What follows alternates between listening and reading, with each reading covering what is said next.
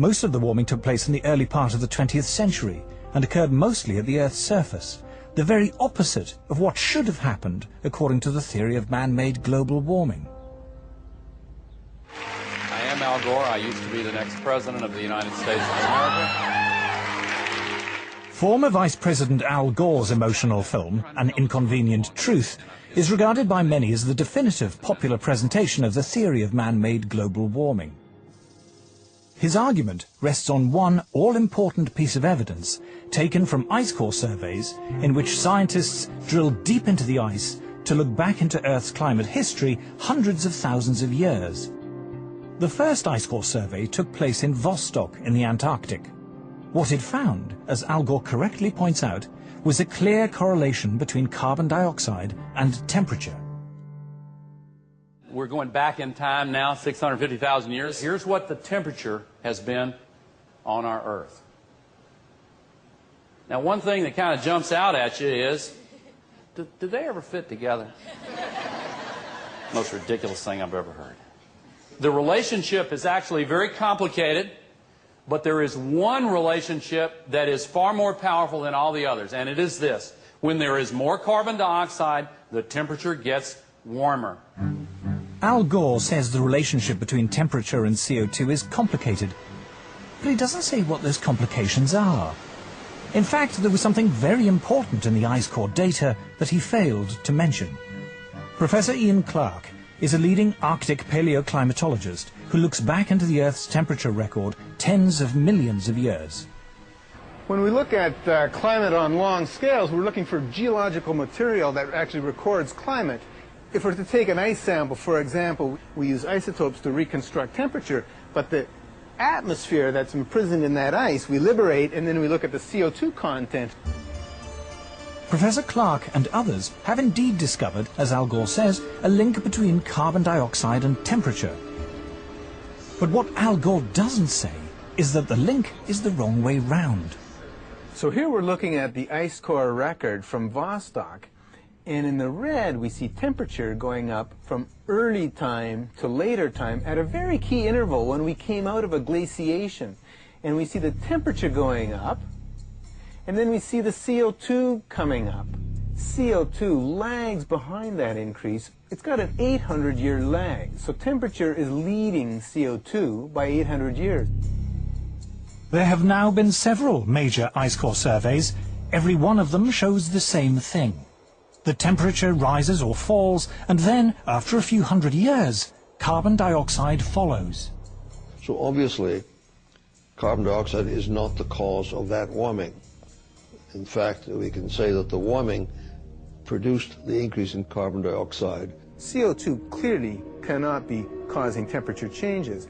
It's a product of temperature. It's following temperature changes. The ice core record goes to the very heart of the problem we have here. They said, if the CO2 increases in the atmosphere as a greenhouse gas, then the temperature will go up. But the ice core record shows exactly the opposite.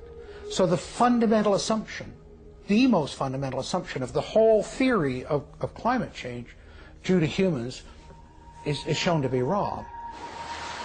But how can it be that higher temperatures lead to more CO2 in the atmosphere? To understand this, we must first restate the obvious point that carbon dioxide is a natural gas produced by all living things. Few things annoy me more than to hear people talking about carbon dioxide as being a pollutant. You're made of carbon dioxide. I'm made of carbon dioxide. Carbon dioxide is how living things grow. What's more, humans are not the main source of carbon dioxide.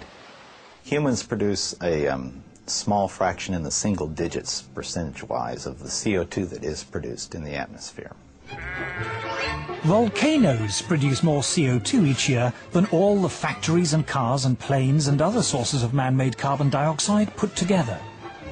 More still comes from animals and bacteria, which produce about 150 gigatons of CO2 each year, compared to a mere 6.5 gigatons from humans. An even larger source of CO2 is dying vegetation, from falling leaves, for example, in the autumn. But the biggest source of CO2 by far is the oceans.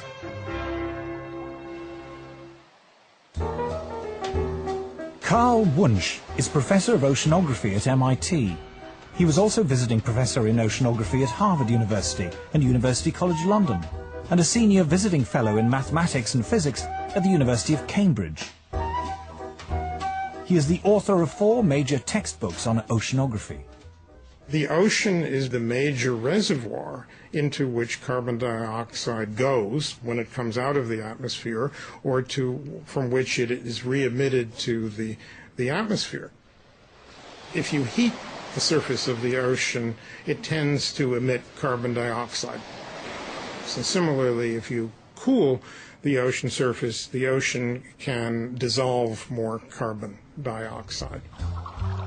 So the warmer the oceans, the more carbon dioxide they produce, and the cooler they are, the more they suck in. But why is there a time lag of hundreds of years between a change in temperature and a change in the amount of carbon dioxide going into or out of the sea? The reason is that oceans are so big and so deep, they take literally hundreds of years to warm up and cool down. This time lag means the oceans have what scientists call a memory of temperature changes. The ocean has a memory of past events running out as far as 10,000 years. So, for example, if somebody says, oh, I'm seeing changes in the North Atlantic, this must mean that the climate system is changing. It may only mean that something happened in a remote part of the ocean decades or hundreds of years ago, whose effects are now beginning to show up in the North Atlantic. The current warming began long before people had cars or electric lights. In the past 150 years, the temperature has risen just over ½ degree Celsius.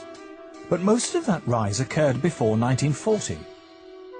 Since that time, the temperature has fallen for 4 decades and risen for 3.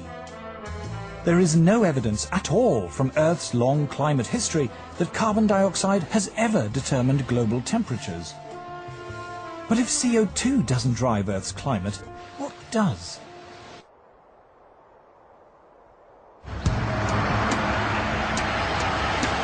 The common belief that carbon dioxide is driving climate change is at odds with much of the available scientific data. Data from weather balloons and satellites, from ice core surveys, and from the historical temperature records. But if CO2 isn't driving climate, what is? Isn't it bizarre to think that it's humans, you know, when we're filling up our car, turning on our lights, that we're the ones controlling climate? Just look in the sky. Look at that massive thing, the sun. Even humans at our present 6.5 billion are minute relative to that. In the late 1980s, solar physicist Piers Corbyn decided to try a radically new way of forecasting the weather. Despite the huge resources of the official Met Office, Corbyn's new technique consistently produced more accurate results. He was hailed in the national press as a super weatherman. The secret of his success was the